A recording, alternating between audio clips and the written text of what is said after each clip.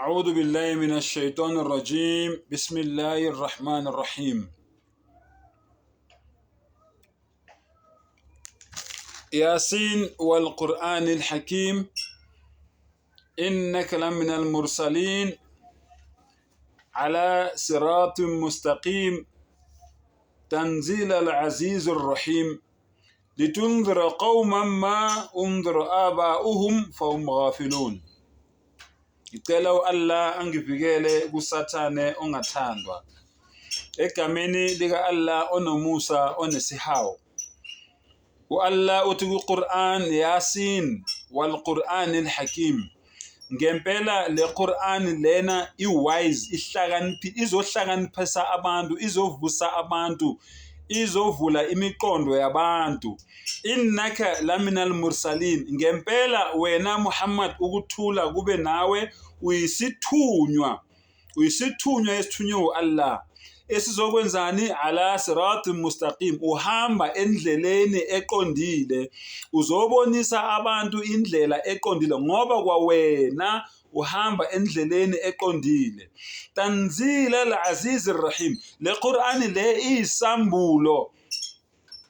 iyisambulo esivela kumdali al-aziz, umdali ohlakaniphile ophakeme kakhulu, the mighty God onani wa ar-rahim, onesihawu.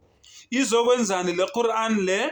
Litunzira qawm, lizoxwayisa isizwe noma izwe, lizoxwayisa isizwe noma izwe, ma unzira abauhum,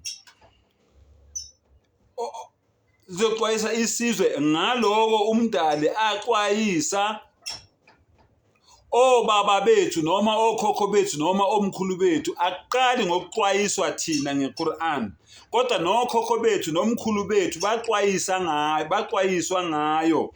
Fahum ghafilun, ababengayithathi izinto serious, babengalaleli, babengayithathi izinto serious, babenza nje okwentando yabo.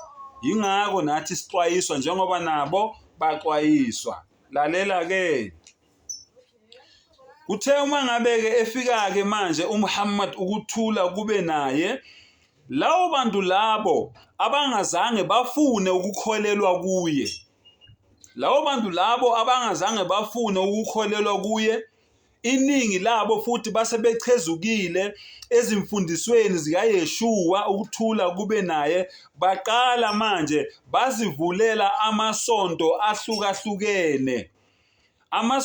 ahlukahlukene, baqala babhala amabhayibheli ahlukahlukene ngoba bengazwani ngokwemibono.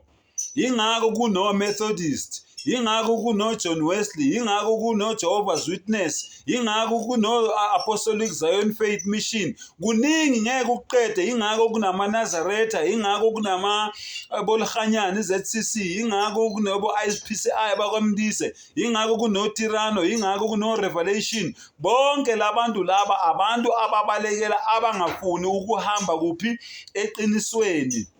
Layelani-ke bafowethu, uma ngabe wena uzwile njengoba uzwa kumanje, ngikutshela ngoMuhammad ukuthula kube naye, oweza emhlabeni ezovula abantu imiqondo, ezovula abantu ingqondo ababehamba endleleni esebumnyameni, noma wena osohamba endleleni ebumnyameni. Njengoba wena uzwa ngoMuhammad, uma ngabe ungakulandelanga lokho, uMuhammad sallallahu alaihi wasallam uthi sikutshele ukuthi uyesihogweni, kanye nalaba obalandelayo uyesihogweni.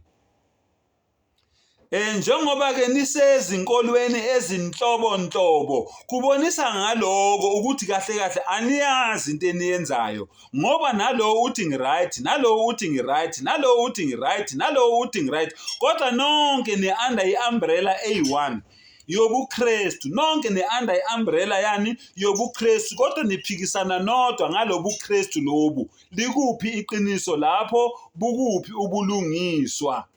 Yini nibalekela amaqiniso, niwazi amaqiniso. Yingakho umdali enza ukuthi nibe dear mekar, imiqondo yenu kube ngathi sebenza. Yingakho nibuza umdali ukuthi afala taqilun, kungani ningasebenzisi ingqondo zenu? le ngqondo zenu anibusise ngazo ziwumhlobiso yini? Yingakho-ke thina sizigqaja sithi ama-Muslims ngoba wona asahamba ezinyathelweni zikaKristu, asahamba ezinyathelweni zikaDaniel, asahamba ezinyathelweni zikaMose, asahamba ezinyathelweni zikaSamuel, asahamba ezinyathelweni zikaJeremiah, asahamba ezinyathelweni zika-Isaiah, asahamba ezinyathelweni zika-Abraham, asahamba ezinyathelweni zikaJethro. Bonke abaprofethi sahamba ezinyathelweni zabo. Ngisho uYeshua uqobo lwakhe sihamba ngobunye bukaNkulunkulu. Yingakho sizigqaja sithi yithina esibizwe ngegama lakhe, njengoba esho lapha kwiziKronike zesibili isahluko 7 ivesi 14 ethi labo abazithobayo abantu bami ababiziwe ngelami igama. Sithi thina maSulumane yithi labo lencwadi le ekhuluma ngabo, ngoba yithina esizithobayo, yithina esizehlisayo, yithina esizinikele, yithina esimesabayo uNkulunkulu, yithina esibiziwe ngelakhe igama.